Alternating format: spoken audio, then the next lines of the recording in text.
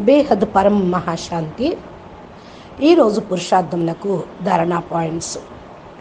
బేహద్ స్థానంలోకి, బేహద్ కళల పరంధామానికి చేరుకొనుటకు, బేహద్ విశ్వపతిగా అగుటకు, పాత దేహమును మరియు దేహ సంబంధాలను మర్చిపోయి పాత స్వభావ సంస్కారాలను, వస్తు వైభవాలను వదిలేసి పూర్తిగా అన్నిటి నుండి మరజీవాగా అవ్వాలి. అనగా తమ యొక్క స్వయం ఉన్నతమైన స్వమానంలో ఉంటూ బాప్ సమానమైనటువంటి స్థితిలో, బాపుకి సాంగత్యంలో ఉంటూ నిస్సంకల్ప స్థితిలో ఉండండి.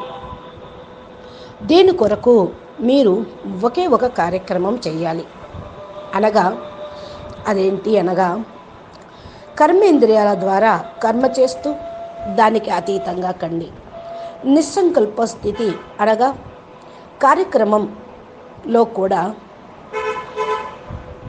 పరిస్థితుల యొక్క ప్రభావము, వాక్కు యొక్క ప్రభావానికి అతీతంగా అయిపోండి. ఇంకో కార్యక్రమం బిగిన్ చేసేటప్పుడు ముందే బాపుకి ఆ పనిని సమర్పణ చేయండి. మంచి కానీ చెడు కానీ రిజల్టు ఏదన్నా కానివ్వండి, సమర్పణ చేసేయండి. ఆ కార్యం పూర్తవుతుంది. ఇక దాని రిజల్ట్ యొక్క బాధ్యత ఆ తండ్రిదే. ఇలా మీరు ప్రతి కార్యక్రమాన్ని చేసుకుంటూ వెళ్తూ ఉన్నారనుకోండి, బాధ్యత కలిగినటువంటి బాపు ఆ కార్యక్రమాలను తన పిల్లలను విజయులుగా చెయ్యక ఏం చేస్తారు? కనుక పిల్లలు చూడండి, మీ యొక్క దేవీ దేవత స్వభావం స్వరూపంలో కూడా హర్షిత ముఖము మరియు శాంతి యొక్క ముఖం కనిపించాలి. కేవలం అవసరాన్ని మించినటువంటి మాటలు మాట్లాడద్దు, ఎక్కువ మాటలు మాట్లాడద్దు, అన్నిటికీ అతీతంగా కండి. అంతిమ విజయము మనదే అవుతుంది. ఈ నిశ్చయము పిల్లలైన మీకు ఉన్నప్పుడు మీ స్థితి కూడా అచంచలంగా, అడోల్గా అయిపోతుంది, స్థిరంగా అయిపోతుంది. ఎప్పుడైతే ఈ స్వరూపంలో ఉంటూ ఉంటారో తమ యొక్క సాక్షాత్కార మూర్తిగా మీరు కాగలుగుతారు. దీని కొరకు అటెన్షన్ అనేది పెట్టుకోండి. అభ్యాసము తప్పకుండా చెయ్యండి. పిల్లలైన మీరు గమ్యానికి సమీపంలోకి వెళ్ళగలుగుతారు. ఈ పురుషార్థం కూడా మీది సహజమేగానే అయిపోతూ ఉంటుంది. బాపు యొక్క సాంగత్యంలో ఉంటూ తమ ఉన్నతమైన స్వమానంలో స్థిరంగా ఉంటూ ఉండటమే అసలైన పురుషార్థము.